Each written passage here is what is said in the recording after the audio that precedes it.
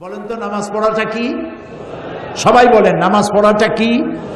মুসলমানের কাজ। আর নামাজ না পড়াটা বলেন কাফেরের কাজ।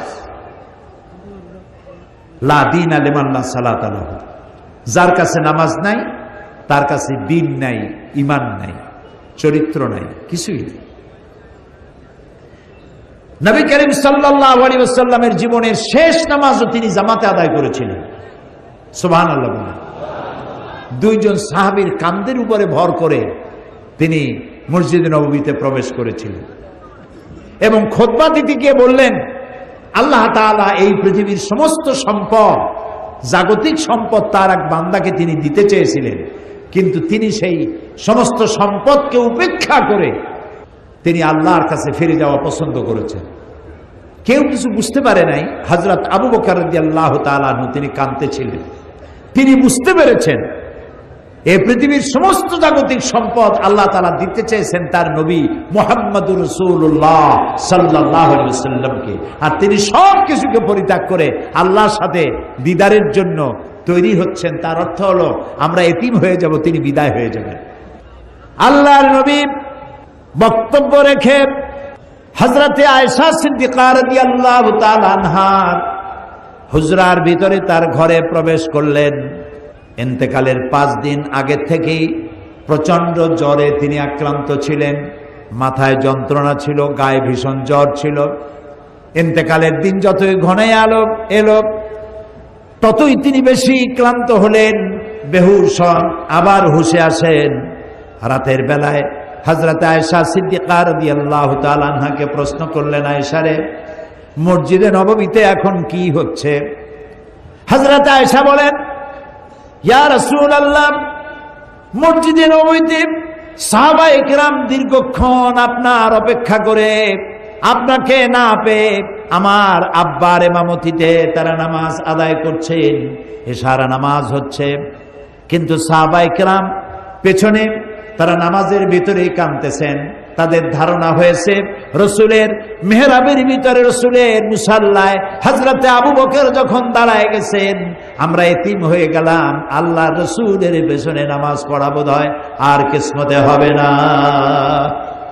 আল্লাহর নবী হযরত আয়েশাকে ডেকে বলেন, আয়েশা রে, মসজিদে নববীর দিকে যে দরজা জানালাটা আছে সেটাকে একটু খুলে দাও, আমি নামাজের দৃশ্য দেখতে চাই। জানালা খুলে দেওয়া হলো। নবীজি মাথা উঁচু করলেন, হযরত আয়েশার কাঁধের উপরে ভর করে রাসূল নামাজের দৃশ্য দেখতে থাকলেন। আবার তিনি শুয়ে পড়লেন, চোখের কোণা থেকে পানি বেয়ে পড়তে লাগলো। হযরত আয়েশা বলেন, ইয়া রাসূলুল্লাহ, নামাজের দৃশ্য দেখে কাঁদেন কেন? রাসূল বলছেন, আয়েশা গো, এই নামাজের জামাতকে প্রতিষ্ঠা করার জন্য তায়েফের ময়দানে অনেক রক্ত ঝরেছে আমার, ওহদের ময়দানে দান শহীদ হয়েছে, সাহাবায়ে কেরাম জীবন দিয়েছে। আজ এত কষ্টের পরে যে জামাত প্রতিষ্ঠা হলো, আমার এই চোখের পানি কোনো দুঃখের পানি নয়, এটি আমার তৃপ্তির পানি। আমার মনে হলো কিয়ামত পর্যন্ত আমার উম্মতেরা এইভাবে করে তারা জামাতে নামাজ আদায় করবে। নবীজি আবার বেহুশ হয়ে পড়লেন। আজ আর সাহাবীরা একজনও মসজিদে নববী থেকে কেউ বাড়ি যায় নাই। মসজিদে নববীর ভিতরে বসে তারা কাঁদছেন, না জানি কখন আল্লাহর নবী বিদায় হন। ভেতরে স্ত্রীরা আছেন। হযরত ফাতেমা সব থেকে বেশি কান্নাকাটি করছেন। নবীজি তার দিকে লক্ষ্য করলেন এবং কাছে আসতে বললেন। হযরত ফাতেমা যখন কাছে গেছেন, আল্লাহর নবী হযরত ফাতেমার কানে কি যেন বললেন। এই কি যেন বললেন শুনে হযরত ফাতেমার কান্না বন্ধ হয়ে গেল। হযরতে আয়েশা হযরত ফাতেমাকে ডেকে জিজ্ঞেস করলেন, ফাতেমা গো, আল্লাহর নবী তোমার কানে কি বললেন আর তোমার কান্না বন্ধ হয়ে গেল? হযরত ফাতেমা বলেন, মা, আমার আব্বা জান আমার কানে কানে বললেন, ফাতেমা তুমি কেঁদো না, তোমার কান্না আমার বরদাস্ত হয় না। আমি তোমাকে সুসংবাদ শোনাতে চাই, আমি দুনিয়া থেকে বিদায় হওয়ার পর সকলের আগে তোমার সাথে আমার দেখা হয়ে যাবে। এর দ্বারা হযরত ফাতেমা বুঝতে পেরেছেন রাসূল ইন্তেকালের পরে সকলের আগে হযরত ফাতেমার ইন্তেকাল হবে আর রাসূলের সঙ্গে দিদার নসিব হবে। হজর হয়ে এলো, নবীজি বেহুশ অবস্থায় পড়ে আছেন। হযরতে জিবরিল আলাইহিস সালাম রাসূলের হুজরার ভিতরে প্রবেশ করে আল্লাহ নবীকে সালাম দিয়েছেন, আসসালামু আলাইকা ইয়া রাসূলুল্লাহ, হে আল্লাহর রাসূল, আল্লাহ পাক আপনাকে সালাম জানিয়েছেন আর জানতে চেয়েছেন আপনি কেমন আছেন। যদিও আল্লাহ সবই জানেন, আপনার মুখ থেকে জানতে চেয়েছেন আপনি কেমন আছেন। আল্লাহ নবী বলেন, জিবরাইল বড়ই কষ্টে আছি। হযরতে জিবরাইল বলেন, ইয়া রাসূলুল্লাহ, আল্লাহ রাব্বুল আলামিনের পক্ষ থেকে আজ এক নতুন ফেরেশতা আমি সাথে করে নিয়ে এসেছি, যেই ফেরেশতা পৃথিবীর কোন মানুষের কাছে যাওয়ার জন্য আসার জন্য অনুমতি চায় না, আজ আপনার খেদমতে আপনার কাছে আসার জন্য অনুমতি চায়। এই যে আমার পেছনে দাঁড়ানো, তার নাম মালাকুল মউত। হযরতে মালাকুল মউত রাসূলকে সালাম পেশ করে বলছেন, ইয়া রাসূলুল্লাহ, আল্লাহ রাব্বুল আলামিন তিনি আমাকে পাঠিয়েছেন আপনার জান কবজের জন্য। আমি এই পৃথিবীতে কারো জান কবজের জন্য অনুমতি চাই নাই, আপনার কাছে অনুমতি চাওয়ার জন্য আমাকে বলা হয়েছে। নবীজি বললেন, মালাকুল মউত, আমি যদি অনুমতি না দেই? মালাকুল মউত বলছেন, ইয়া রাসূলুল্লাহ, হে অনুমতি যদি না পাই আমাকে ফেরত যেতে বলা হয়েছে। হযরতে জিবরাইল বলেন, ইয়া রাসূলুল্লাহ, হে আল্লাহ রাব্বুল আলামিন আপনার দিদারের ইন্তজার করতেছেন। আল্লাহ নবী হযরতে মালাকুল মউতকে অনুমতি দিলেন, জান কবজ শুরু হয়ে গেল। নবীজি বললেন, জীবনের শেষ কথা মুখ থেকে বেরোলো, আসসালাত আসসালাত ওয়া মা মালাকাত আইমানুকুম। আমার উম্মতেরা, জীবনের শেষ কথা তোমাদের জন্য রেখে গেলাম, নামাজ নামাজ নামাজ ছেড়ে দিও না। আল্লাহর নবী দুনিয়া থেকে চির জনমের মতো বিদায়ের সময় মেয়ের কথা বললেন না, নাতির কথা বললেন না, জামাইয়ের কথা বললেন না, স্ত্রীর কথা বললেন না, কারো কথা বললেন না। দুটি কথা বলেছেন, ও আমার উম্মতেরা, নামাজ নামাজ, সালাত সালাত। আর তোমাদের অধীনস্থ যারা কাজ করে খায়, কষ্ট করে, তাদের প্রতি তোমরা নির্যাতন করবে না, জুলুম করবে না, তাদের প্রতি ইনসাফ করবে, আর তোমরা নামাজ সঠিকভাবে আদায় করবে। যেই নবী ইন্তেকালের সময় জীবনের শেষ কথা নামাজ নামাজ বলে দুনিয়া থেকে বিদায় হয়ে গেলেন, সেই নবীর উম্মত দাবি করে আমরা নামাজ আদায় করি না।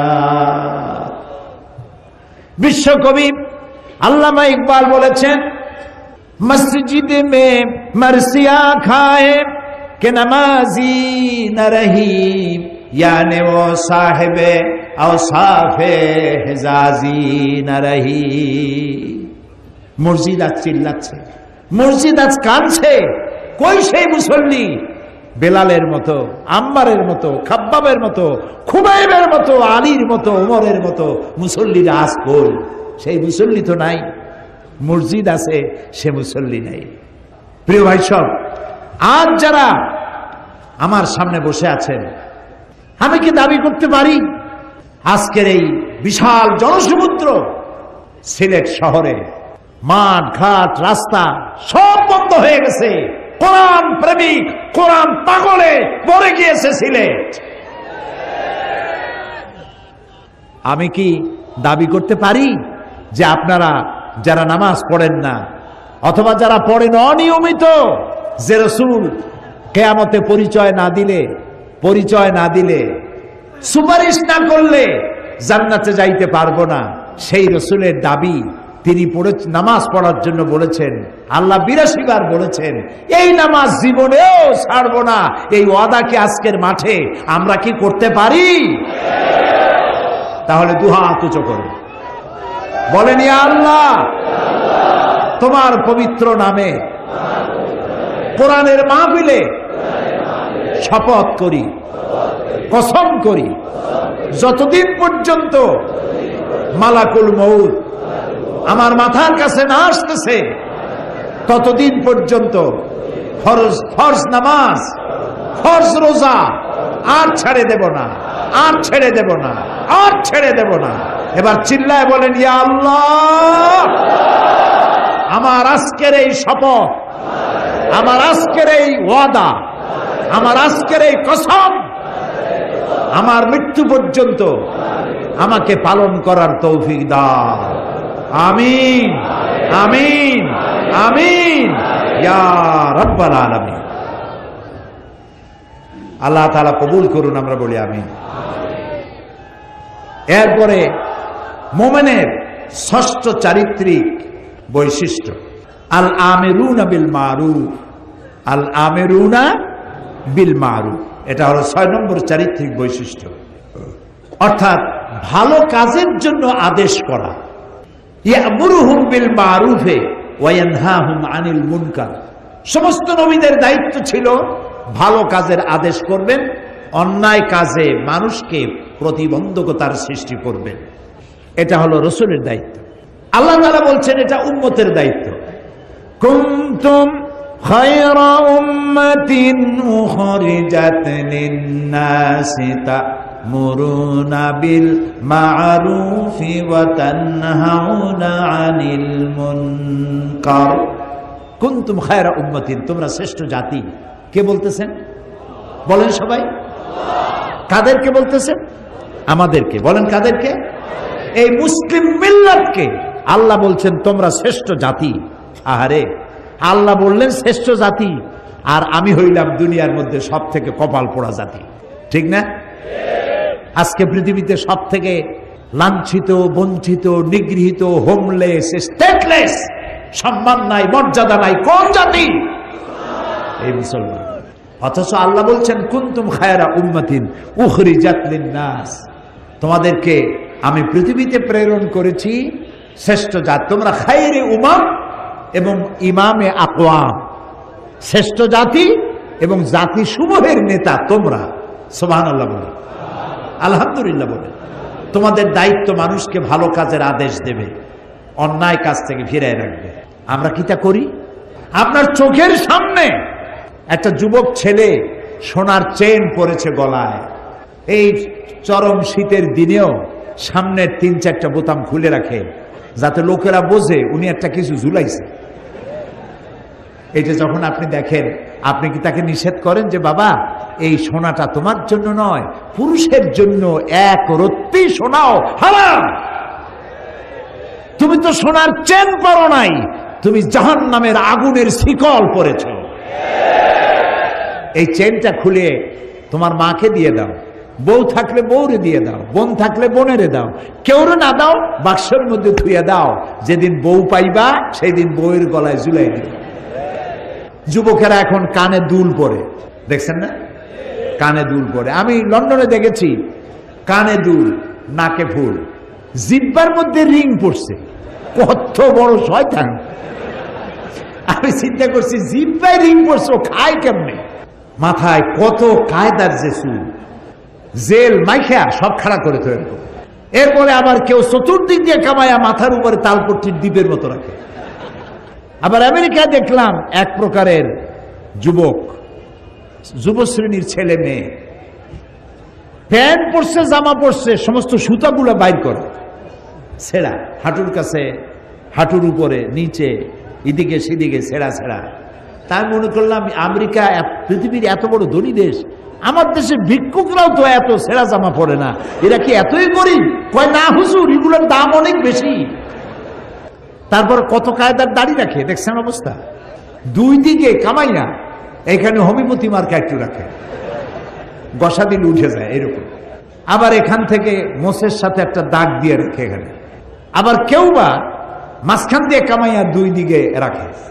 আবার কেউ মোষটা এত ঘন করে ঠোঁটের উপরে দিয়া, এমন ভাবে মোষ ঘন এবং ঢাকা মুখ, 5 ব্যাটারির টর্চ লাইট মারিয়া খোঁজ করে পাওয়া যাবে না যে লোকটা হাসে না কান্দে। আল-আমিরুনা বিল মারুফ, ভালো কাজের আদেশ করেন, অন্যায় কাজ থেকে ফিরাবার চেষ্টা করেন। একটা মানুষও যদি ভালো বানাইতে পারেন, কিয়ামতের দিন হতে পারে এটা আপনার জান্নাতে যাওয়ার জরিয়া হয়ে যাবে। একটা মানুষ। নূহ আলাইহিস সালাম আল্লাহর পয়গম্বর, কত বছর বেঁচে ছিলেন? আলফা সানা ইল্লা 50, 50 বছর কম 1000 বছর, কত হয়তো হবে? 950 বছর বেঁচে থেকে হেদায়েত করতে পেরেছিলেন মাত্র 40 জন অথবা 80 জন। অথচ উম্মতে মুহাম্মাদি সাল্লাল্লাহু আলাইহি ওয়াসাল্লাম, রাসূলের উম্মতের হাতে হাজার হাজার অমুসলিম ইসলাম কবুল করতেছে, বেনামাজি নামাজি হচ্ছে। আল্লাহু আকবার। তো আপনার কথায় যদি একটা লোক ভালো হয়, আপনি কত সওয়াব পাবেন চিন্তা করেন। তো কাজটা হচ্ছে নবীর, কাজটা হচ্ছে উম্মতের। এখন এই কাজটা হচ্ছে প্রত্যেকটি মুমিন, পুরুষ আর নারী। আল মুমিনুনা ওয়াল মুমিনাতু বা'দুহুম আউলিয়াউ বা'দ ইয়া'মুরুনা বিল মা'রুফি ওয়া ইয়ানহাউনা আনিল মুনকার। মুমিন পুরুষ আর মুমিন নারী তারা হলো পরস্পর পরস্পরের বন্ধু। সুবহানাল্লাহ। মুমিন পুরুষ আর মুমিন নারী পরস্পর পরস্পরের বন্ধু। তাদের কাজ কি? ইয়ামুরুনা বিল মারুফ, মানুষকে শুধু ভালো কাজ, সুন্দর সুন্দর কাজ করার জন্য তাদেরকে উৎসাহিত করবে, আর অন্যায় কাজ যত আছে সবগুলিকে বাধা দিয়া অন্যায় থেকে মানুষকে ফিরাবে। এটা হলো উম্মতের কাজ, জাতির কাজ। আল্লাহ তাআলা বলছেন কাজটার এতই গুরুত্ব, নবী করবে, উম্মতে করবে, প্রত্যেক মুমিন মুমিনাত করবে, তারপরে এটা দলেরও কাজ। ওয়ালতাকুম মিনকুম উম্মাতুন ইয়াদউনা ইলাল খায়র, প্রত্যেকটি এমন একটা দল থাকতেই হবে তোমাদের মধ্যে যে দলটির কাজ হবে মানুষকে ওই আমরুনা বিল মারুফ ওয়া ইয়ানহাউনা আনিল মুনকার, মানুষকে ভালো কাজের আদেশ করবে, অন্যায় কাজ থেকে ফিরিয়ে রাখবে। উলাইকা হুমুল মুফলিহুন, এরাই সফল কাম হবে। সুবহানাল্লাহ, এরাই সফল হবে। এরপর আল্লাহ তাআলা বলছেন কাজটা শুধুমাত্র রাসূলের নয়, শুধুমাত্র উম্মতের নয়, শুধুমাত্র মুমিন মুমিনাতের নয়, শুধুমাত্র দলের নয়, কাজটা রাষ্ট্রেরও। ওই যে সূরা হজের আয়াত আগেই পড়েছি, ওইখানে এ পয়েন্টও আছে। আল্লাযীনা মাক্কান্নাহুম ফিল আরদ আকামুস সালাত ওয়া আতাউজ যাকাত ওয়া আমারু বিল মারুফ ওয়া নাহাউ আনিল মুনকার। রাষ্ট্রের কাজ হলো নামাজ প্রতিষ্ঠা করবে, যাকাত আদায় করবে। যাকাত কে আদায় করবে? রাষ্ট্র। রাষ্ট্র যাকাত আদায় করতে পারবে ওই সরকার যাকাত আদায় করতে পারবে যে সরকার নামাজ প্রতিষ্ঠা করবে। নামাজ প্রতিষ্ঠা করবেন না আর যাকাত আদায় করবেন, সুবিধাবাদ জিন্দাবাদ, এইটা ইসলামে নেই। 4টা কাজ 4টা কাজের 3টা করবেন, আপনি যাকাত আদায় করার অধিকার রাখেন সরকার। আর 4 কাজের 3 কাজ করবেন না, শুধু পয়সা কামাই করবেন যাকাতের নামে, আর এগুলা কি দিয়ে কি করবেন কোনো হিসাব থাকবে না, এটা চলবে না। রাষ্ট্রের কাজ হলো 1 নম্বর কাজ নামাজ আদায় করবে, নামাজ প্রতিষ্ঠা করবে, যাকাত আদায় করবে। যাকাত আদায় করলে কি হবে? যাকাত আদায় করলে এনজিওরা যে কামটা করতেছে সর্বনাশ, এই সর্বনাশটা এনজিওরা করার সুযোগ পাবে না। এনজিওরা কি সর্বনাশ করে? এনজিওরা সর্বনাশ করে সমস্ত ব্যাংক তার সুদের রেশিও হচ্ছে, প্রফিটের রেশিও হচ্ছে 15 থেকে 17%, আর সমস্ত এনজিওদের সুদের পার্সেন্টেজ হচ্ছে 35 থেকে 45%। আপনি যদি 1000 টাকা নেন, আপনার নামে 850 টাকা আপনাকে দিবে, 150 টাকা সার্ভিস চার্জ আগেই রেখে দেবে, লেখা হবে 1000 টাকা দেওয়া হয়েছে। আর কিস্তি পরিশোধ করতে হবে প্রতি সপ্তাহে সপ্তাহে, দিতে দিতে কয়েক হাজার দেওয়ার পরেও ওই প্রথম 1000 টাকা শেষ হবে না। এনজিওরা সুযোগ নিয়েছে, যাকাত আদায় করেন না বলে এই সুযোগটা তারা নিয়েছে।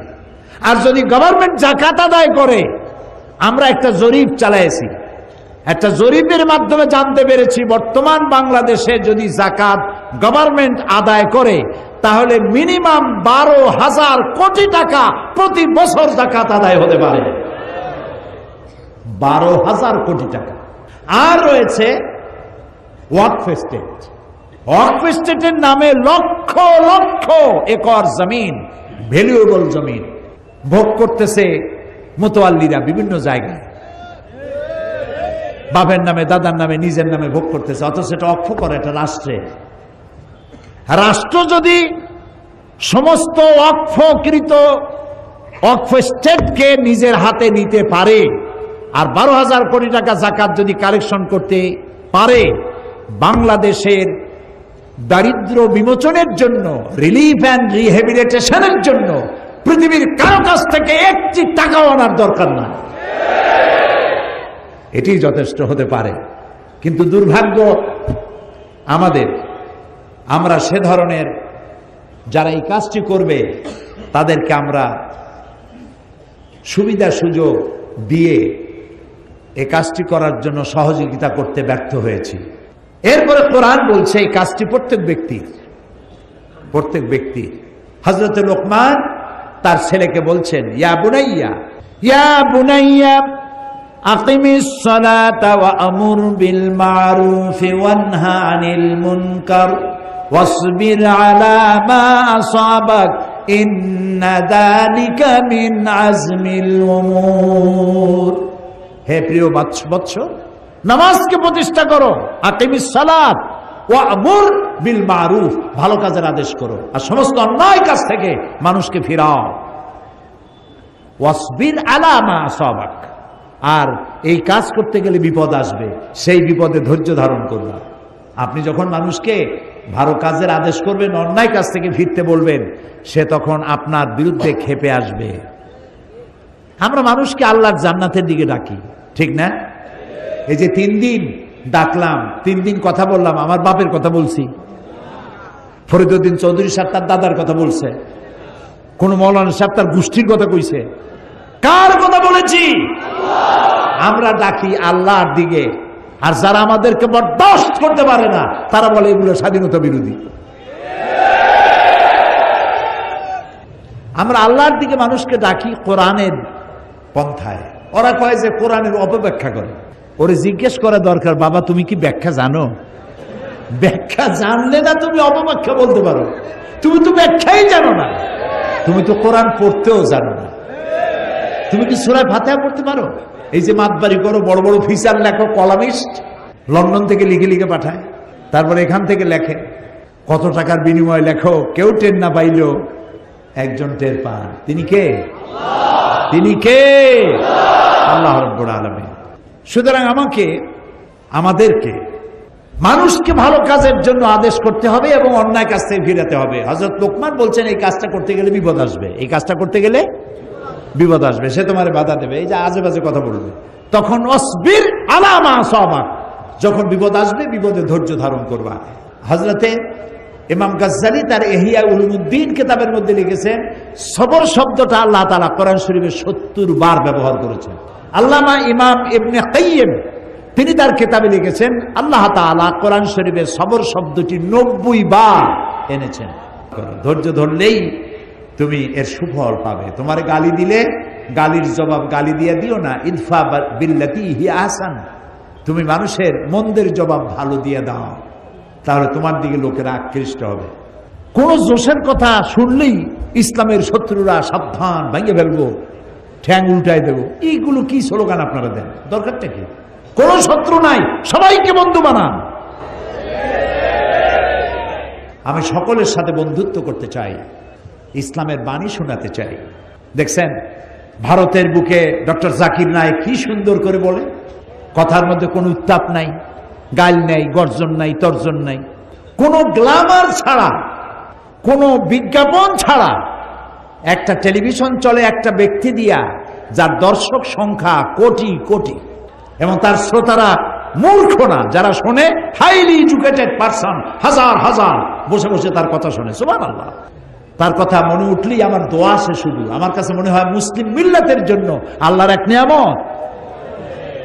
আল্লাহ জাকির নায়েকের হায়াত দারাজ করে দাও, তার স্মৃতি শক্তি আরো বাড়ায় নাও।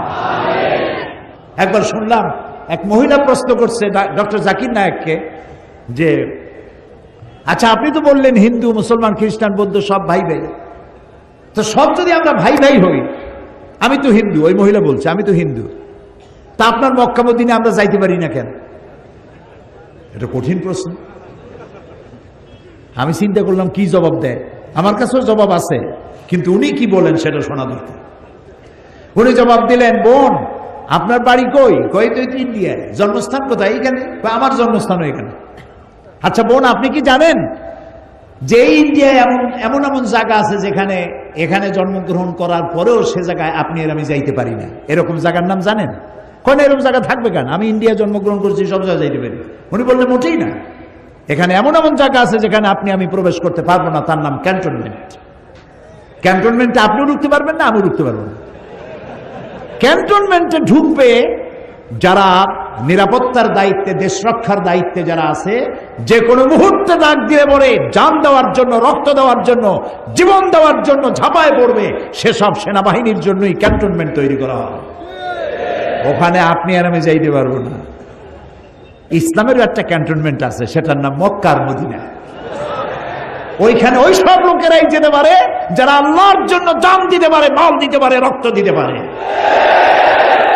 প্রিয় বোন, আপনিও যেতে পারবেন। আপনার পাসপোর্টে একটা ভিসা লাগান, ভিসার নাম লা ইলাহা ইল্লাল্লাহু মুহাম্মাদুর রাসূলুল্লাহ। কালকে আপনি মক্কা মদিনা চলে যান। কি সুন্দর জবাব! আমার খালি দোয়াই আসলো যে আল্লাহ তাআলা কি ব্রেন তুমি তাকে দিয়েছো, সুবহানাল্লাহ। তো মানুষকে আপনি বুঝাবেন। আমি একবার লন্ডনে এক বাড়িতে দেখলাম সিলেটি ভাষায় ইনজিল শরীফ। আমি তো অবাক হয়ে গেলাম যে আল্লাহ জিবরাইল দিয়ে সিলেটে আবার ইনজিল বানাইছে। তো দেখি যে সিলেটি আঞ্চলিক ভাষা ইনজিল এতটুকু, ওর মধ্যে লিখছে ঈসা আলাইহিস সালাম আসলা, টাইম টাইম একখানা গাছের তলায় বসে আসলেন, এইরকম ভাষা দিয়ে লেখা। তা আমি তার বললাম, এটা কি আপনি কিনছেন? কয় না, একজন খ্রিস্টান আমার প্রতিবেশী দিয়ে গেছে। তা আপনি এখানে কত বছর আছেন? কথা প্রায় 30 বছরের মতো। আমি বললাম, ভাই 30 বছর আপনি এখানে আছেন, আপনার ঘরে ইনজিল, সিলেটি ভাষায় ইনজিল আপনার ঘরে রেখে গেল, আপনি কি ইংরেজিতে অনুবাদ করা একজন কোরআন শরীফ আপনার খ্রিস্টান প্রতিবেশীকে দিচ্ছেন? কয় না, তা তো দেয়নি। আপনি তা দেন নাই, আর স্লোগান দেন ইসলামের দুশ্মনেরা হুঁশিয়ার সাবধান। এই স্লোগান কোনো কাজের স্লোগান নয়, বাজের স্লোগান। সমস্ত মানুষের বাড়িতে বাড়িতে যান, দুয়ারে দুয়ারে যান, কোরআনের দাওয়াত নিয়ে যান।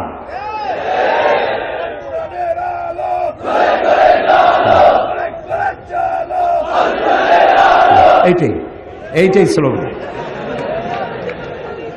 এটাই গ্রহণযোগ্য স্লোগান। কোরআন শরীফ বাংলায় ছাপা কোরআন শরীফ আছে, বাংলা ভাষায় অনুবাদ করা, এক জেল কিনবেন।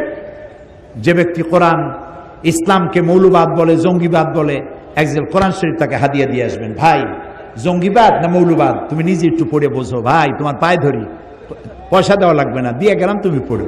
পারবেন? কোন না পারবেন? নামাজের হাকিকত, রোজার হাকিকত, ইমানের হাকিকত, ইসলাম পরিচিতি, সত্যের সাক্ষ্য, বুনিয়াদী শিক্ষা, একমাত্র ধর্ম, ভাঙ্গা গড়া, এই ছোট্ট ছোট্ট বই, এক একটা বই এক একটা বিপ্লব সৃষ্টি করে দিতে পারে। এসব বইগুলি কেনেন, মানুষকে হাদিয়া দেন। বই চাইতে উত্তম হাদিয়া পৃথিবীতে আর কিছু নাই। যত গল্প গুজবের বই, এই যে 21শে ফেব্রুয়ারি বই মেলা, খারাপ না, বাংলা ভাষার চর্চা হচ্ছে। বাংলা ভাষা আমার মায়ের ভাষা, আর ভাষা হচ্ছে নিয়ামত। ওমিন আয়াতিহি ইখতিলাফে আলসিনাতিকুম ওয়া আলওয়ানুকুম। আল্লাহ তাআলার নিদর্শনাবলীর মধ্যে এটাও নিদর্শন যে তিনি অনেক ভাষার সৃষ্টি করেছেন, অনেক রঙের মানুষও সৃষ্টি করেছেন। সৈয়দ মুজতবা আলী, বাড়ি বোধহয় মৌলভীবাজারে, মারা গেছেন। খুব সুন্দর সুন্দর বই লিখে গেছেন তিনি লিখছেন, বাংলা ভাষার জন্ম হয়েছে নদিয়া শান্তিপুরে, চট্টগ্রামে বাংলা ভাষা ইন্তেকাল ফরমাইয়াছে, কুলখানি হয়েছে নোয়াখালীতে, 40 হয়েছে সিলেটে। রাগ করতেছেন না তো? আপনাদের লোকেরা লিখছে, আমি লিখি না, সৈয়দ মুজতবা আলীর লেখা। বাংলা ভাষা আমার মায়ের ভাষা, আমি গর্ব করতে পারি আমার ভাষা পৃথিবীর আরবির পরেই আমার কাছে সব থেকে বেশি মর্যাদার ভাষা আমার মায়ের ভাষা, বাংলা ভাষা। 21শে ফেব্রুয়ারি উপলক্ষে বইমেলা হয়েছে, কয়েকখান কয়টা ইসলামী দোকান সেখানে জায়গা পেয়েছে আমি জানি না। সমস্ত গল্পের বই আছে, নাটকের বই আছে। গল্প আর নাটক কি কি শিখায়? রাজার মেয়ের সাথে কোতোয়ালের ছেলের বন্ধুত্ব হলো, প্রেম, গভীর প্রেম, গাঢ়। এই প্রেমে দুজন পাগল, রাত নাই দিন নাই, তারা 10 দিগন্তে দিল উড়াল। তারপরে কি হলো, তারপরে কি হলো, তারপরে কি হলো, তারপরে কিছুই হলো না, বই শেষ হয়ে গেল। লা হাওলা ওয়ালা কুওয়াতা ইল্লা বিল্লাহ। এই বই পড়িয়া কি লাভ আপনি বলেন আমাকে, কি লাভ, কি শিখলেন? তারপরে কবিতার বই। আগে তো কবিতা ছিল, কি সুন্দর সুন্দর কবিতা ছিল। মসজিদের পাশে আমার কবর দিও ভাই, যেন সকাল সন্ধ্যে মুয়াজ্জিনের আজান শুনতে পাই। রবীন্দ্রনাথের 2 বিঘা কবিতা পড়ে আমি ছোটবেলায় কেঁদেছি। 2 বিঘা জমিন, এত সুন্দর কবিতা আমার মনে নাই এখন, আমি পড়ে কাঁদছি। তার কাবুলিওয়ালা গল্প পড়ে কাঁদছি। বাংলা ভাষার এগুলি শ্রেষ্ঠ সম্পদ, এগুলির মধ্যে শেখার আছে। এই কবিতার ছন্দ ছিল, তাল ছিল। এখনকার কবিতা কি? এগুলো কবিতা না বলে কবিতা বলা যায়। গদ্যের গ আর কবিতার বিতা, দুইটা মিলে কবিতা, তো কবিতা হয়ে গেছে। কিরকম? সিলেট দিয়া মাজার জিয়ারতে চললাম, শকুন আর কাকেরা তখন মৌলভীবাজার দিয়া সুনামগঞ্জ যাচ্ছিল, আর লন্ডনে তখন তুষারপাত হচ্ছিল -6। এই কবিতার আগাও নাই, মাথাও নাই। এইসব বই বিক্রি হচ্ছে, দেধারসে বিক্রি হচ্ছে। প্রিয় ভাই সব, কোরআন পড়েন, হাদিস পড়েন, ইসলামী সাহিত্য পড়েন, ইতিহাস পড়েন, ভূগোল পড়েন, বিজ্ঞান পড়েন, জ্ঞানকে সমৃদ্ধ করেন। গল্প নাটক আপনাকে কিচ্ছু শিখাবে না। আপনাকে শেখাবে ইতিহাস, শিখাবে ভূগোল, শিখাবে সংস্কৃতি, শিখাবে আপনাকে নতুন প্রযুক্তি, শিখাবে কম্পিউটার, ইমেইল, ইন্টারনেট, ওয়েবসাইট। এগুলি আপনাকে শেখাবে, শিক্ষা দেবে গোটা দুনিয়া। আনলিমিটেড পেজ খুঁজে পাবেন। মাসলা মাসাইলের ব্যাপারে কিছু তালাশ করবেন, বাটন টিপবেন, হাজার হাজার মাসলা বেরিয়ে আসবে, আয়াত আসবে, হাদিস আসবে। শিখতে থাকেন, কোরআন শেখেন, হাদিস শেখেন। এই জন্য বলছিলাম যে যখনই আপনি মানুষকে দিনের এসব দাওয়াত দিবেন, তখন আপনার বিরুদ্ধে কিছু কথাবার্তা উঠবে। যত কথা উঠুক, আপনি সে কথায় কান দিবেন না, আপনি সবর ইখতিয়ার করবেন। কি করবেন বলেন? সবর। আমার কোনো শত্রু নাই, সবাই আমার বন্ধু হবে। আলহামদুলিল্লাহ বলেন।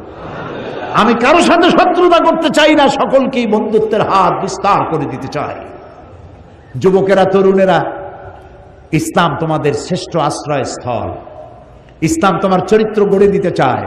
ইসলাম তোমার সুন্দর ভবিষ্যৎ বিনির্মাণ করতে চায়। ইসলাম তোমাকে পৃথিবীতে প্রতিষ্ঠিত করতে চায়। কিয়ামতের দিন তোমাকে দিয়ে আল্লাহ তাআলা তার জান্নাত ভরে দিতে চান। ফিরে এসো যুবকেরা, তরুণেরা, ফিরে এসো। এক বাঘ ছিল ক্ষুধার্ত। ক্ষুধার্ত বাঘ অনেক দিন ক্ষুধা, খাবার কিছু পায় নাই। হঠাৎ করে দেখলো ভেড়ার একটা পাল। একটা ভেড়াকে টার্গেট করে বাঘ ছুটতে যাবে, তখন দেখলো ভেড়ার পালের মধ্যে একটা বাঘের বাচ্চা ভ্যা ভ্যা করে সেও দৌড়াচ্ছে। বাঘ চিন্তা করলো, আমার স্বগোত্রীয় বাঘের বাচ্চা ভেড়ার সাথে দৌড়ায়, এ কি আশ্চর্য কথা। ওর ক্ষুধা টুধা মিটে গেছে। ভেড়ারে টার্গেট বাদ দিয়া বাঘের বাচ্চারে টার্গেট করছে। দৌড়াই গিয়ে ওরে ধরছে, চাপিয়া ধরে কামড়াইয়া নিয়ে আসছে জঙ্গলের মধ্যে। বাঘে, বিড়ালে, শিয়ালে তার বাচ্চা কামড়ায় আনে, দেখছেন না? ও তো কোলে নিতে পারে না, কামড়ায় আনে। তো কামড়ায় যে দাঁত বসায় না, ওইভাবে আদর করে নিয়ে আসছে। আসিয়া বলতেছে, এই তুই ভেড়ার দলে গেছিস কেন? তুই তো আমার বাচ্চা, আমার বাঘের বাচ্চা, তুই ভেড়ার দলে কেন? কয় না, আমি তো ভেড়া। কয় না, তুই ভেড়া না, তুই বাঘ। হ্যাঁ, আমি তো ভেড়া। মানে ছোট্ট অবস্থায় এর একজন লোক শিকার করতে গিয়ে পাইছিল, আনিয়া ভেড়ার মধ্যে প্রতিপালন করেছে। ভেড়ার দুধ খাইয়া বড় হয়েছে। ভেড়ার গুতা খায় আর বলে যে আল্লাহ, এত গুতা খাই আমি। ও যে বাঘ তা তো বোঝে না, ওরে বিশ্বাসই করাতে পারতেছে না বাঘ যে তুই বাঘ। সে কয় না, আমি ভেড়া। আচ্ছা, এরপর একটা কুয়ার কাছে নিছে, যাইয়া কুয়ার কাছে গিয়ে বলে, আচ্ছা টাকা তো, পানির দিকে তাকা। তো তাকাইছে, কেউ দেখতো তো আমার ছবি আর তোর ছবি পড়ছে না পানির মধ্যে? তা তো পড়ছে। দাঁতগুলো বাইর কর, তোর দাঁত আর আমার দাঁত ধারালা দাঁত কিনা? কয় তা তো ধারালা দাঁত। আমার চোখ আর তোর চোখ দুটো বড় কিনা, বলে তা তো বড়। আমার গায়ে যেমন হলুদ আর কালো ডোরা ডোরা আছে, তোর গায়ে আছে না ওইরকম বাংলা লিঙ্কের মতো আছে? তো নখর বাইর কর, এই ভাত খাবার মধ্যে নখ আছে, বাইর কর। তো বাইর করলো, তো দেখলো যে তার মধ্যে আমার মধ্যেও তো নখ আছে। তুই ভেড়া না, এখন বুঝছিস তুই বাঘ? তুই ভেড়ার গুতা খাইস কেন? তুই হুঙ্কার মার, ভেড়ার পাল দৌড়ে চলে যাবে। আমি আজ সিলেটের যুবক মুসলমানদেরকে বলতে চাই, তুমি ভেড়ার বাচ্চা নও, তুমি সিংহের বাচ্চা, খালিদ বিন ওলীদের সন্তান, তুমি শাহজালালের সন্তান, তুমি শাহ মখদুমের সন্তান।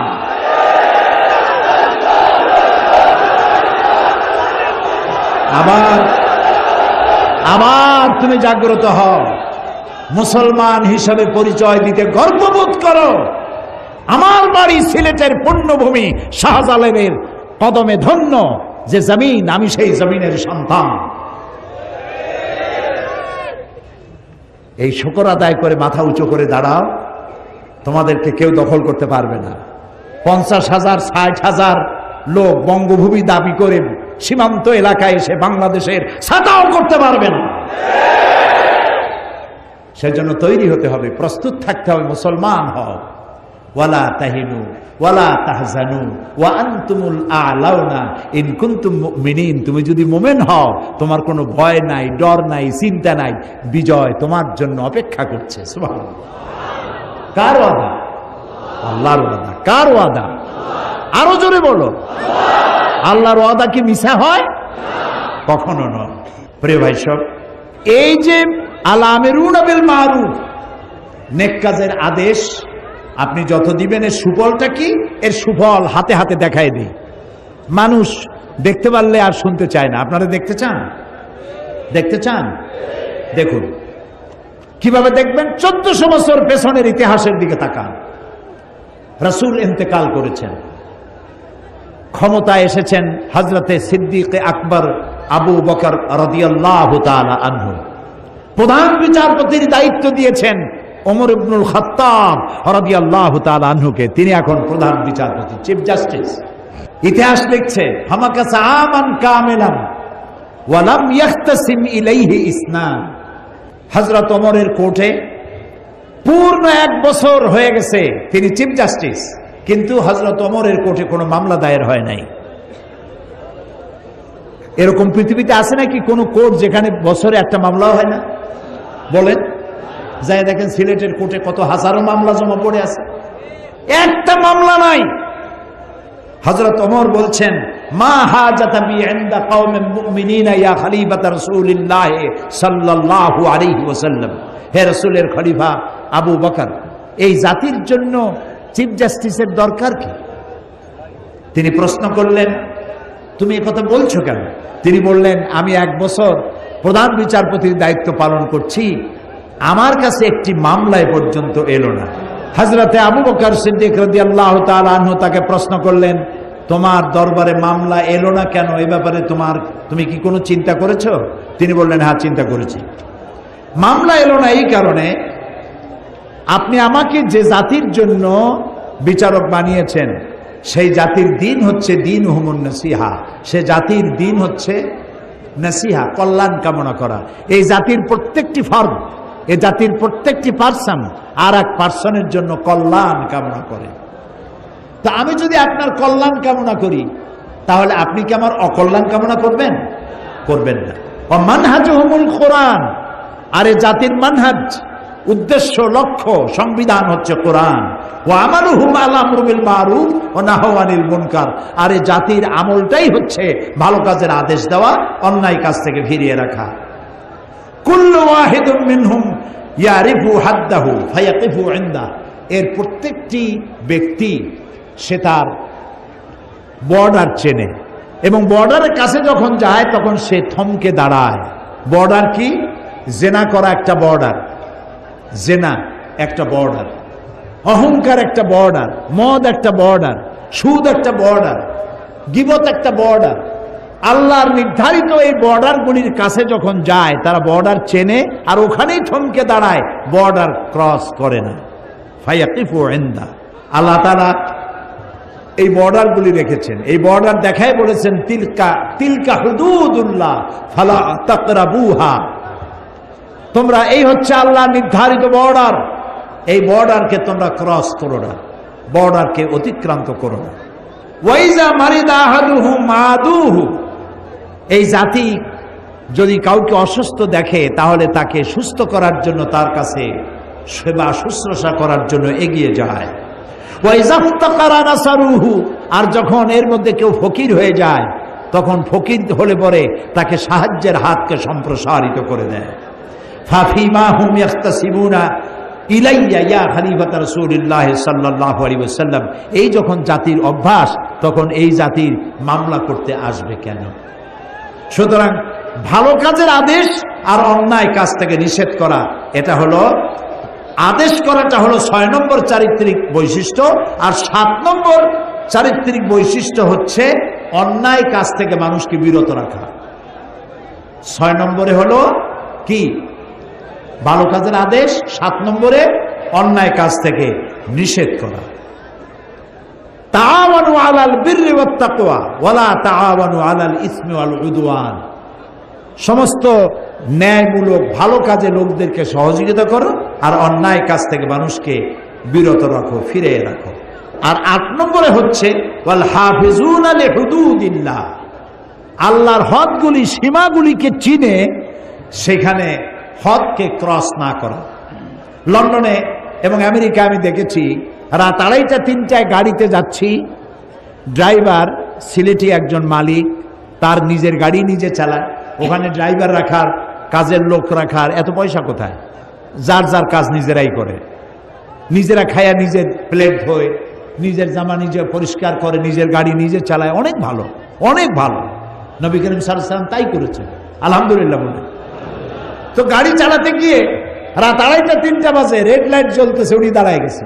তাই বললাম, ভাই সামনে তো কোনো গাড়িও নাই, মানুষও নাই, লাল বাতি জ্বলছে তো কি হয়েছে? কি তো হয়েছে? তো কি তো হয়েছে? আপনি যান না কেন? কয় না যাওয়া যাবে না। কেন? কয় যে এখানে ক্যামেরা আছে, এই ক্যামেরা আমার ছবি তুলবে, আমার চেহারা শুদ্ধ, গাড়ির নাম্বার শুদ্ধ, ছবি উঠে যাবে, এবং আগামীকাল আমার নামে চিঠি আসবে, তুমি অমুক পয়েন্ট থেকে রেড সিগন্যাল ক্রস করেছো, তুমি কোর্টে দেখা করো, জরিমানা দাও। আর এইরকম 2-3 বার জরিমানা যদি হয়, আর যদি জরিমানা আদায় না করে লাইসেন্স ক্যান্সেল। তো ওইখানে ক্যামেরা আছে, জানা আছে বলে বর্ডার ক্রস করতেছে না। আর আমি যে বর্ডার ক্রস করতেছি অহরহ, আল্লাহ যে আমাকে দেখছেন এই বিশ্বাস যদি থাকতো তাহলে বর্ডার ক্রস করতে পারতাম না। তো আমি সবর এখতিয়ার করে আল্লাহর সীমা রেখা, আল্লাহর সমস্ত সীমাগুলি যদি সংরক্ষণ করে আমরা চলতে পারি, তাহলে আল্লাহ তাআলা বলছেন অবাশশিরিল মুমিনিন, এই 8টি চারিত্রিক বৈশিষ্ট্য যারা অবলম্বন করতে পারবে তাদের জন্যই আল্লাহর পক্ষ থেকে রয়েছে শুভ সংবাদ, জান্নাতের শুভ সংবাদ। বলেন আল্লাহু আকবার, আল্লাহু আকবার, আল্লাহু আকবার। প্রিয় ভাই সব, আবার সুদিন ফিরে আসবে। অমাবস্যায় চিরকাল ঢেকে থাকে না পৃথিবী, পূর্ণিমার চাঁদ ওঠে, রাতের আধার চলে গিয়ে পূর্ব দিগন্ত থেকে সূর্য হেসে ওঠে। মেঘাচ্ছন্ন কুয়াশাচ্ছন্ন অবস্থা দিয়ে সূর্য চিরকাল ঢাকা থাকে না, সূর্য আবার জেগে ওঠে। হাজারো হাজারো ষড়যন্ত্রের মধ্য দিয়ে কোরআনের আওয়াজ বিকশিত হবে, মানুষের কানে কানে পৌঁছে যাবে, লোকেরা হেদায়েতের পথে চলে আসবে। শুরু হবে খেলাফত আলা মানহাজুল নবুয়া, রাসূলুল্লাহ যে খেলাফত রেখে গেছিলেন সেই খেলাফতের উপরেই পৃথিবী আবার প্রতিষ্ঠিত হবে ইনশাআল্লাহ। আল্লাহ তাআলা সূরা ইব্রাহিমের একটি আয়াত বলেই আমি মুনাজাতের দিকে যেতে চাই।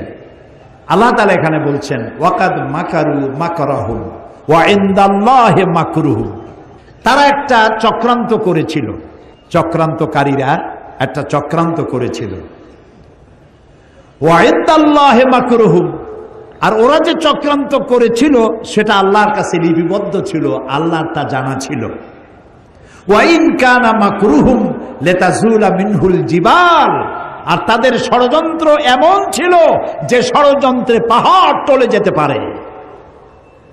হে নবী, ফালা তাহসাবান্নাল্লাহ মুখলিফা ওয়াদি রুসুলা, হে নবী আপনি একথা মনে করবেন না যে আল্লাহ তার নবীদের কাছে যে ওয়াদা করেছেন সেই ওয়াদা আল্লাহ খেলাফ করবেন। চক্রান্ত ষড়যন্ত্র দেখে একথা চিন্তা করার কোনো কারণ নাই।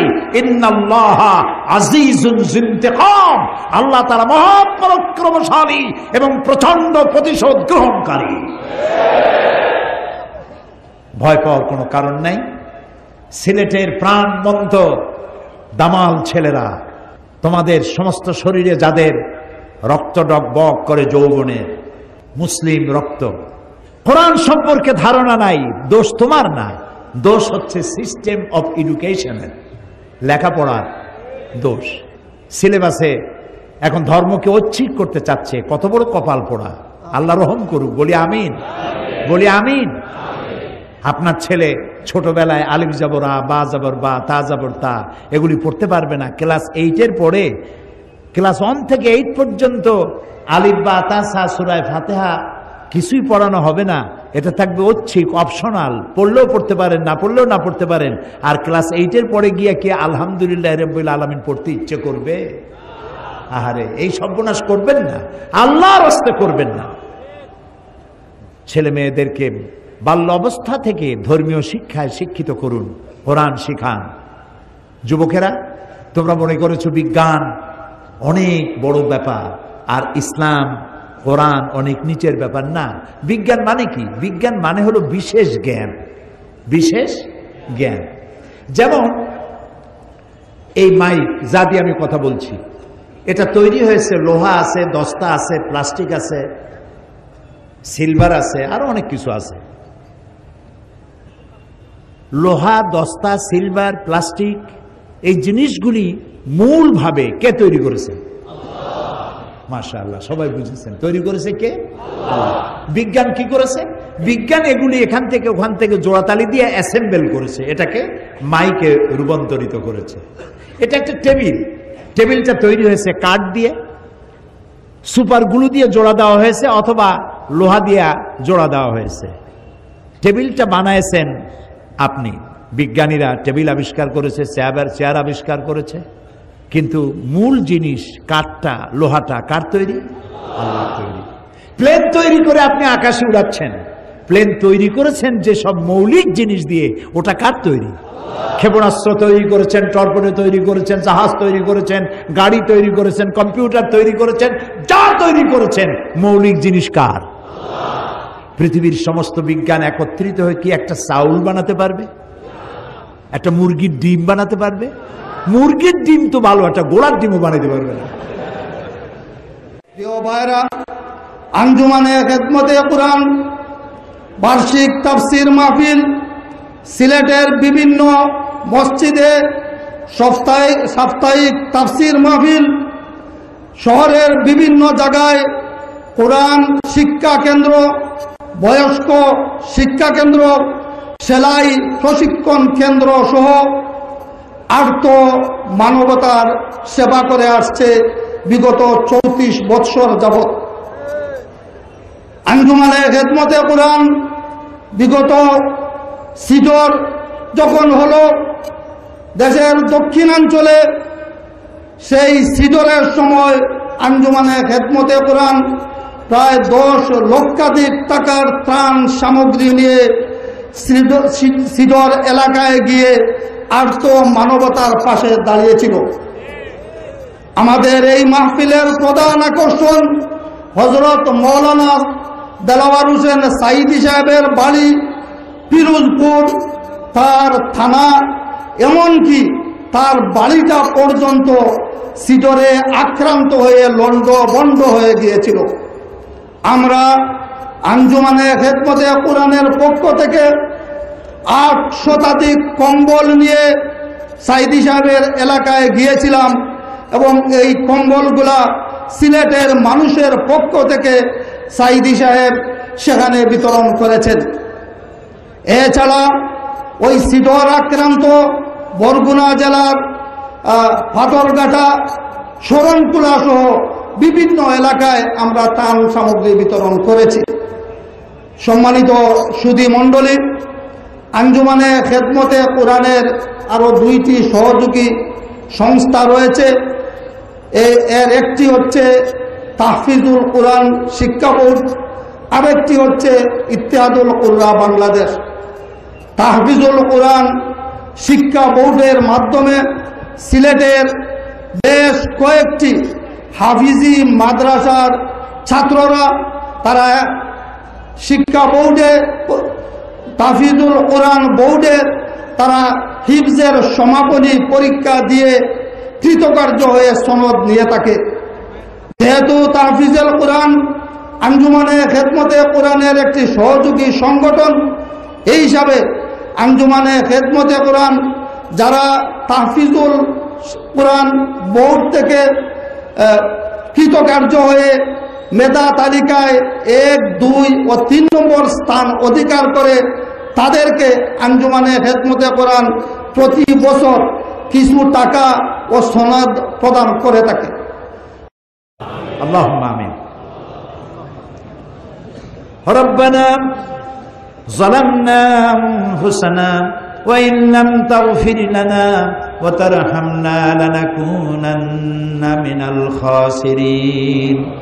সবাই পড়েন, রব্বানা যালামনা আনফুসানা ওয়া ইন লাম তাগফির লানা ওয়া তারহামনা লানাকুনান্না মিনাল খাসিরিন।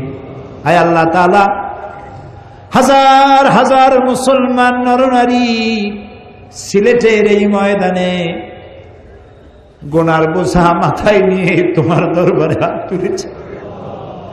রব্বুল আলামিন, সারা জীবন গুনাহ করেছি, হাত তুলে কথা বলতে লজ্জা করে, ভয় লাগে। আল্লাহ তাআলা, তুমি দয়া করে আমাদের জিন্দেগীর গুনাহ মাফ করে দাও। আয় আল্লাহ, আমাদের মধ্য থেকে যাদের মা বাপ দুনিয়া থেকে বিদায় হয়ে গেছে, কবরগুলিকে জান্নাতের টুকরা বানায়া দাও।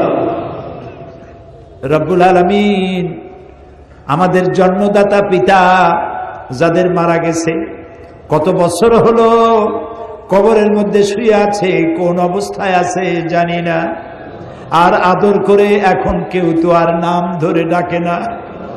আয় আল্লাহ, আমাদের আব্বা যাদের দুনিয়া থেকে বিদায় হয়ে গেছে, কবরটারে বেহেশত বানাইয়া দাও। রব্বুল আলামিন, আমাদের গর্ভধারিণী জনম দুঃখিনী মা যার দুনিয়া থেকে বিদায় হয়ে গেল, একটি অক্ষর মা, সারা দুনিয়ার মধু এর সাথে তুমি জড়াই রেখেছো। আয় আল্লাহ তাআলা, 10টি মাস পেটে ধারণ করেছেন, ডেলিভারিতে কষ্ট করেছেন, পায়খানা পেশাব সাফ করেছেন, বিরক্ত হন নাই, আছাড় মারেন নাই, কষ্ট দেন নাই, নিজে না খাইয়া আমাদেরকে খাওয়াইছেন। আমরা না ঘুমালে তিনি ঘুমান নাই, আমাদেরকে গোসল না করাইয়া তিনি গোসল করেন নাই। এত কষ্ট যে মা করলো, আয় আল্লাহ, এই মা যার দুনিয়া থেকে বিদায় হয়েছে, কবরটাকে জান্নাতের টুকরা বানাও। আল্লাহ তাআলা, আমাদের মা বাপ যাদের বেঁচে আছেন, বার্ধক্যে উপনীত হয়েছেন, আল্লাহ দয়া করে তাদেরকে সুস্থতা দান করে দাও। যতদিন বেঁচে থাকেন ঈমানের সাথে বাঁচার তৌফিক দাও। বিছানায় ফালাইয়া প্যারালাইজ করে আল্লাহ তাদেরকে মৃত্যু দিও না। আল্লাহ ঈমানের মউত দাও, সুস্থতার মউত দাও। এমন মউত আমাদের বুড়া মা বাপের দিও, বাচ্চা যেমন মায়ের দুধ খেতে খেতে আস্তে করে ঘুমায় যায়, মা বাপের মৃত্যু এরকম দিও যেন কষ্ট না হয়। বাবু, আমাদের মা বাপরে আল্লাহ তুমি কষ্ট দিও না। রব্বির হামহুমা কামা রব্বায়ানি সগীরা, রব্বির হামহুমা কামা রব্বায়ানি সগীরা। সবাই পড়েন, রব্বির হামহুমা কামা রব্বায়ানি সগীরা। আয় আল্লাহ তাআলা, আমাদের দাদা দাদি, নানা নানি, আত্মীয় স্বজন, পীর বুজুর্গ, ওস্তাদ যার যা মারা গেছে প্রত্যেকের রুহের পরে সওয়াব পৌঁছায় দাও। রব্বুল আলামিন, সারা পৃথিবীতে আজ মুসলমানেরা সব চাইতে নির্যাতিত। আল্লাহ তাআলা ফিলিস্তিনের জন্য বড় দুঃখ লাগে। ওরা আমাদের আত্মীয় না, স্বজন না, আমার ভাষায় তারা কথা বলে না, আমার গায়ের রঙের সঙ্গে তার গায়ের রঙের কোনো মিলও নাই। আল্লাহ তাআলা ওদের জন্য মায়া লাগে এই জন্য যে ওর সাথে আমার কলেমার আত্মীয়তা। আমি আল্লাহ, কি গোলামের পাপড়ির মতো ছোট ছোট বাচ্চা বন্দুকের গুলি দিয়ে উড়াই দিতেছে। বাপ শেষবারের মতো মরা বাচ্চার কপালে চুমা দিয়ে বিদায় দিয়ে দিতেছে। কবরও জায়গা হয় না, কবরেরও জায়গা নাই। ইহুদিরা মুসলমান শেষ করে দিল। বাবু, তুমি দয়া করে ফিলিস্তিনিদেরকে সাহায্য করো, ইহুদিদেরকে লানত দাও, গজব দাও, তাদেরকে ধ্বংস করো, তাদেরকে হালাক করো, তাদের সাথী সঙ্গী সাহায্যকারীদেরকে নিরস্ত্র করে দাও, তাদের বুদ্ধি ভোতা করে দাও। আল্লাহ, দুনিয়া মুসলমানদের প্রতি তুমি সাহায্য না করলে যাবো কই? আল্লাহ তাআলা আমাদের এই প্রিয় জমিন 3 লক্ষ মসজিদে আজান হয়, প্রতিদিন 5 বার তোমার শ্রেষ্ঠত্বের ঘোষণা হয়, প্রতিদিন 5 বার 3 লক্ষ মসজিদ দিয়ে তোমার নবীর, বিশ্ব নবীর নবুয়তের ঘোষণা করা হয়। তুমি কি এই দেশটা ধ্বংস করে দিতে পারো? তুমি কি এই দেশটা পরাধীন দাবেদার দেশ বানাইতে পারো? আল্লাহ তাআলা এই সিলেটকে তোমার দরবারে সারা বাংলাদেশের মধ্যে আদর্শ জেলায় পরিণত করে দাও। আল্লাহ তাআলা কি দিয়ে শুকর আদায় করবো তোমার? 2 বছরের বিশাল বিশাল কোরআনের তাফসীরের মাহফিলের বদ্ধ দরজা সিলেট থেকে তুমি খুলে দিয়েছো বাবু। এই সিলেটবাসীর উপরে তোমার অযুত ধারায় রহমত বর্ষণ করো বাবু। এই ময়দান থেকে যে তাফসীরের দরজা খুললো, আল্লাহ এই কোরআনের দরজা প্রত্যেক জেলায় খুলে দাও, প্রত্যেক উপজেলায় খুলে দাও, প্রত্যেক ঘরে ঘরে খুলে দাও। কোরআন বোঝার প্রতি মানুষের আগ্রহ জন্মায় দাও। আল্লাহ, আমাদের নতুন প্রজন্ম, ইয়াং জেনারেশন, তাদের জন্য দোয়া করি, আমার এই যুবক ছেলেগুলিকে আল্লাহ রসুলের কোলে ফিরায় দাও, এদেরকে সাহাবীদের কোলে ফিরায় দাও, এদেরকে মুসলিম অস্তিত্ব, মুসলিম ঐতিহ্য বোঝার তৌফিক দান করে দাও। আল্লাহ তাআলা মা বোনদের এমন জীবন যাপনের তৌফিক দাও যাতে করে কিয়ামতে হযরত আয়েশা খাদিজার সঙ্গে হাসর নসিব হয়ে যায়। যার সন্তান নাই, নিঃসন্তানীকে সন্তান দাও, যার অসুখ বিসুখ আছে আল্লাহ তুমি মাফ করে দাও। আল্লাহ তাআলা এই মঞ্চে আমরা যারা আছি, সামনে যারা আছেন, যার যে কষ্ট আছে, দুঃখ আছে, দূর করে দাও। আমাদের স্ত্রী, পুত্র, পরিজন, ভাই বোন, নাতি, পুত্রবধূ যা তুমি দান করেছো সবগুলিকে দিনদার, ইমানদার, নামাজি, পরেজগার বানাই দাও। কয়েক সেকেন্ড আমি আপনাদের জন্য ছেড়ে দিলাম, মাথা নিচু করে, চক্ষু বন্ধ করে, যা চাওয়ার আছে বিনীতভাবে চোখের পানি ফেলে আল্লাহর কাছে চাইতে থাকুন। এত বড় মুনাজাত আল্লাহ ফেরত দিতে পারেন না, কারণ তিনি রহমান, তিনি রহিম, তিনি গফুর, তিনি গফফার, তিনি সত্তারুল উয়ুব।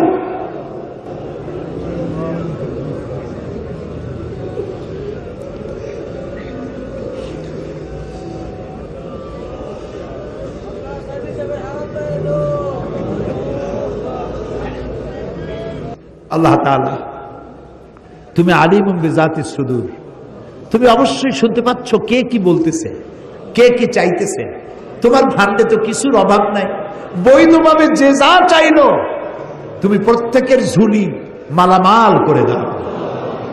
এই মাহফিল থেকে কাউকে তুমি নিরাশ হয়ে ফেরত দিও না, নিরাশ করে ফেরত দিও না। আল্লাহুম্মা লা তারুদ্দানা খায়বিন, আল্লাহুম্মা লা তারুদ্দানা খায়বিন।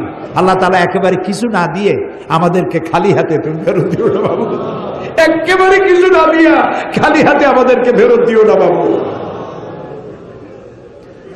আল্লাহুম্মা রাহমাতাকা আরজু, আল্লাহুম্মা রাহমাতাকা আরজু, আল্লাহুম্মা রাহমাতাকা আরজু, ফালা তাকিলনি ইলা নাফসি তারফাতা আইন।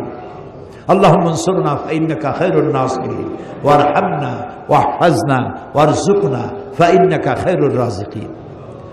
ربنا تقبل منا إنك أنت السميع العليم وتب علينا إنك أنت التواب الرحيم سبحان ربك رب العزة عما يصفون وسلام على المرسلين والحمدلله رب العالمين واجعل آخر كلامنا عند الموت لا إله إلا الله محمد رسول الله.